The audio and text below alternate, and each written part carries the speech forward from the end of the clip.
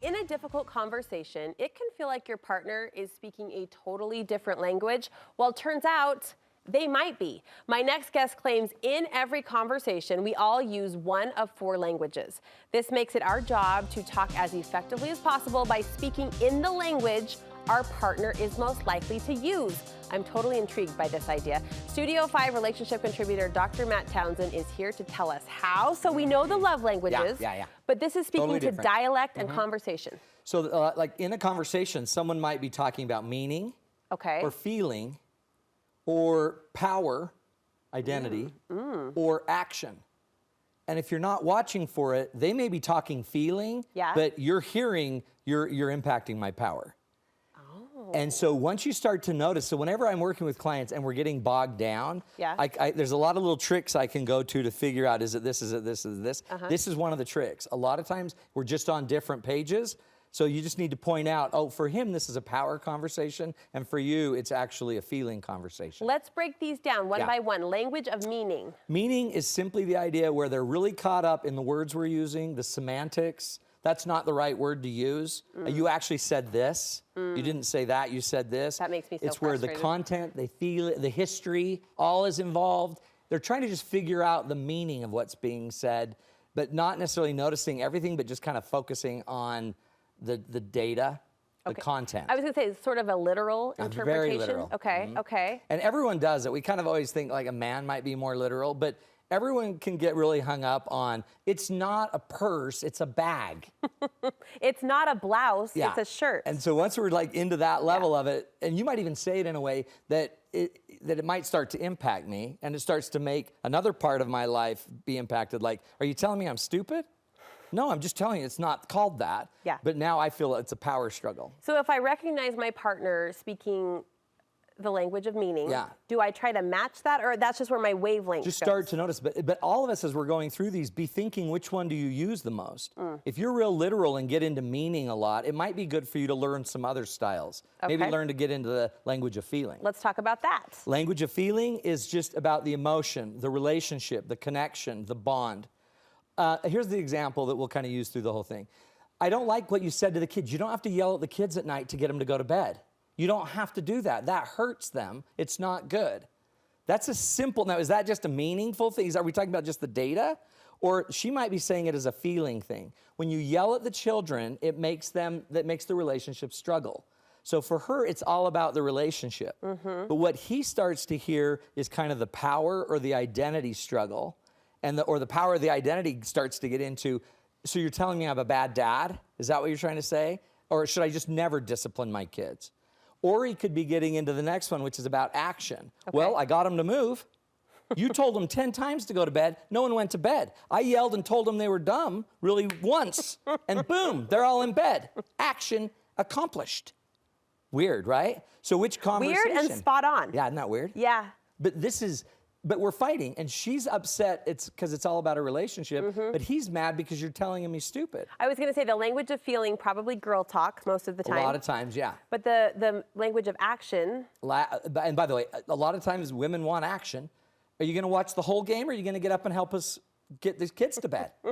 So by the way, that very statement is an action statement. Yeah. And so if you have it and live with somebody that's real action-oriented, you can talk logical all you want, but they need you to move. They need some activity. They need some progress to happen. Because action equals change?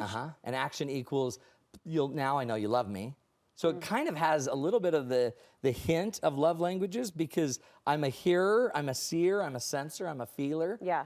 But the key to this is, if you know you demand a lot of action and you know it doesn't go well, maybe try using another one of these languages to reach your partner. Okay. And be listening, especially weirdly, for the power one, the identity. This one sounds negative. Well, what it is that a lot of times our hierarchy is in play, or my identity is in play.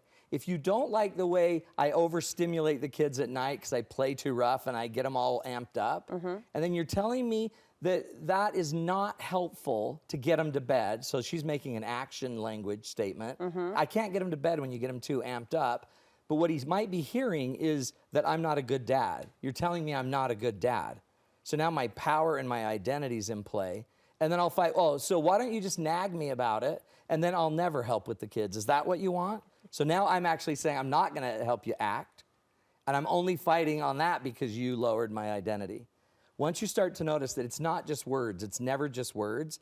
Words can have meaning, they can have action, they can have feeling, and they can have power and identity issues. And once you start to kind of see through it, the conversation seems more complicated, but it's actually faster to get to him. What he needs is if you just need to address the identity. I'm not saying you're not a great dad, because you're an awesome dad, and I know you weren't trying to just be rude. You're amazing.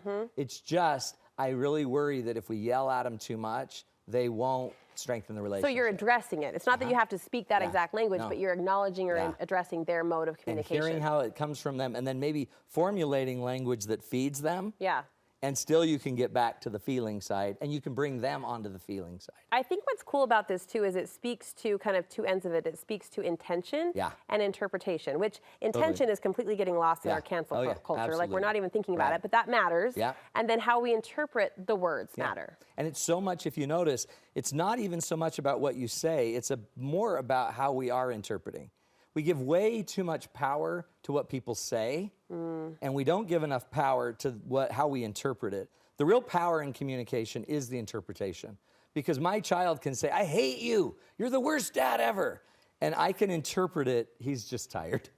It's 11 o'clock at night and he's hungry and tired. I don't have to be offended because he said it. I don't even have to be offended because he meant it. I can actually choose to just adult up and reinterpret it that this is what 15-year-olds do. I like that, adult sense? up. That's called empowered communication. I don't just have to react and take it. I can actually turn it into something healthier. This is good stuff. It's cool stuff, huh? Also, may I compliment you, you got through language of action without a single innuendo. Good job. Isn't that weird? I like this. I like this stuff. Good. All right, what's coming up at matttownsend.com? Well, tons of stuff. But one of the things I'd be doing, we have a bunch of events in June coming up. Good. Communication class. If you go to matttownsend.com, you can get it. We have online classes, and then go look up our retreats. Yes. We have big retreats in fall, but they'll fill up in summer. So if you're interested in getting your hubby down to Puerto Vallarta and have a little fiesta. There it is. And a little siesta. I spoke too soon. Boom, life's there gonna be good. it is. MattTownsend.com. I love that you're doing these retreats because you've taught us over the years that men bond in action. And so I think the idea of kind of disarming your relationship by being in a new scenery. They don't even know we're working on a new place. Yeah. It's like massage therapy. But at the beach. Yeah. It's pretty What nice. could be better? MattTownsend.com for the June classes and also these cool retreats coming up where you can really go in depth on your relationship and improve on things like the 4 languages of communication. I really enjoyed that. I learned a lot. Cool stuff, huh? Thanks, Matt. Thank you, Good bud. to see you as always. We'll be right back.